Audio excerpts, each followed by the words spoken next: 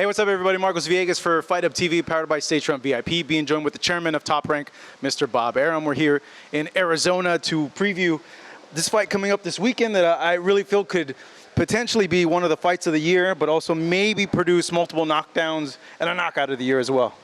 Yeah, this figures to be a no-nonsense, brawling type fight.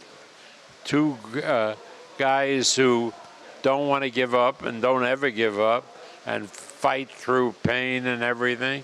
So it has all the potential of being a fight of the year. Two fighters that will be dueling in action this weekend, Oscar Valdez and Emmanuel Navarrete. In your opinion, you know, this is obviously for title, but what are like the implications for the winner of this fight, you feel, Bob?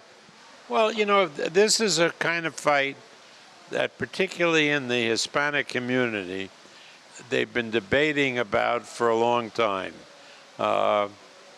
Navarrete is not a great boxer, to say the least, but he's just never stops coming and is a very powerful puncher. Oscar has boxing skills, but when he gets into a shootout, he forgets about him and just brawls with his opponent. You know, this is the kind of fight that Mexican fans and Mexican-American fans love, and it's reminiscent of the trilogy between Barrera and Morales, both of whom are coming to the fight and will be here all week. For the winner of the fight, like whoever it is, like what do you feel lies in the future for them?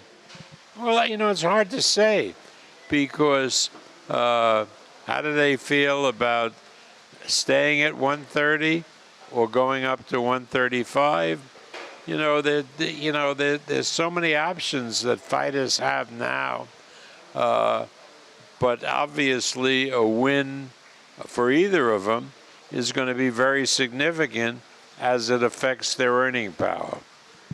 Speaking of the division at 130, is there anyone that catches your attention in that division that could make a big or a significant fight for the winner of this? Well, who else is in that division? Who else is there?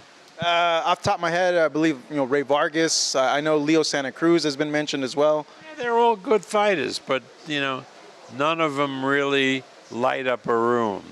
So yeah, I mean, those fights would happen, but it's not a full wattage fight like this fight. Very, very hard to get a fight like this. We have two crowd-pleasing guys who brawl. Maybe, I mean, the best that I can hope for is that the fight is so good that there's a tremendous desire for a rematch. Yeah, I didn't even think about that. Just thinking, because style-wise, we think like there's no way it goes to decision, right? Doesn't look that way, but you never know. It's boxing. Inoue had a spectacular win in Japan, and he just looked phenomenal. Recent interview that Floyd did, where he mentioned that he maybe would want to see a catch weight. Is that at all possible? Is that a realistic fight for Inoue? I know it's some weight classes between the two, 122, 135, but what do you make of that?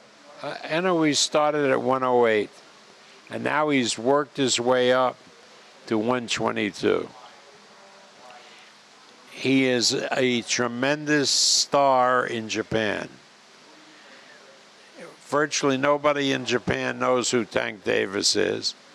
And why would Inoue now, who is undersized at 122, talk about fighting a guy who's essentially a junior welterweight, a 140-pounder? It makes absolutely no sense. I mean, no sense.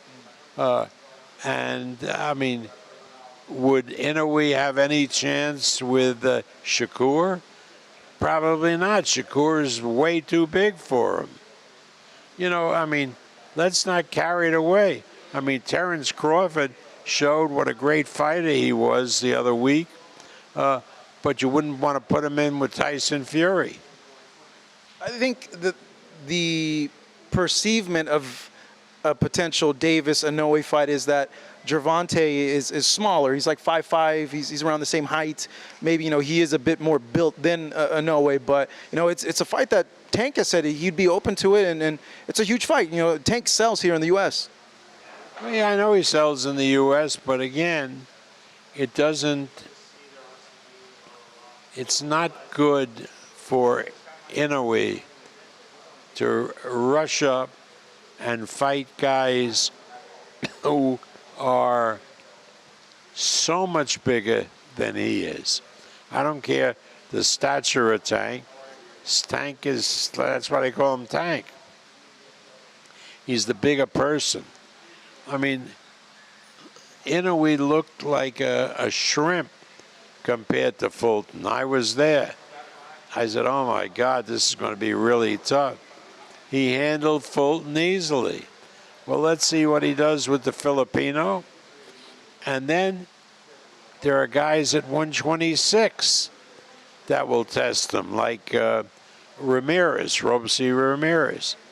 Let's see how he does there. To put him in with a 140-pounder, you got to be stupid. And the Japanese are not stupid. Japanese in the business, Ohashi, Honda, they're good boxing people. They understand boxing. Given that then, and this is just me as putting on like a fan hat now, Vasily has told me in the past that, hey, he's small for 135, that he could probably make 130. I know it is still a few weight classes, but is that more likely a Loma Inoue, or it's the same thing? Like, it's dumb to even think about something like that. It's dumb to think about it. Maybe a year from now, 2 years from now, it won't be. But right now it is. 122 is a reach for Inoue. It's not that, hey, he's starving himself to make the weight. No. I mean, he has no problem making the weight. Most of his opponents, including the Filipino kid that he's going to fight, are much bigger than he is. So, again, one step at a time. In your opinion, Bob, I know given the performance that Terrence had a few weeks back against Errol Spence, many have put him pound for pound #1, but some have argued that, hey, Inoue could maybe be like 1B to Crawford's 1A. What do you make of the argument there that Inoue could potentially be the top pound for pound guy? I think that pound for pound is stupid, because what are we measuring? I mean, it makes absolutely no sense. They never, because of the difference in size, ever you think of fighting each other. They're both great fighters. They're both pound for pound great fighters. Who is one? Who is two? Who gives a damn, right? I mean, it's like, do you like a chocolate ice cream soda or a vanilla ice cream soda? Well, neither one is better than the other. It's a question of your taste.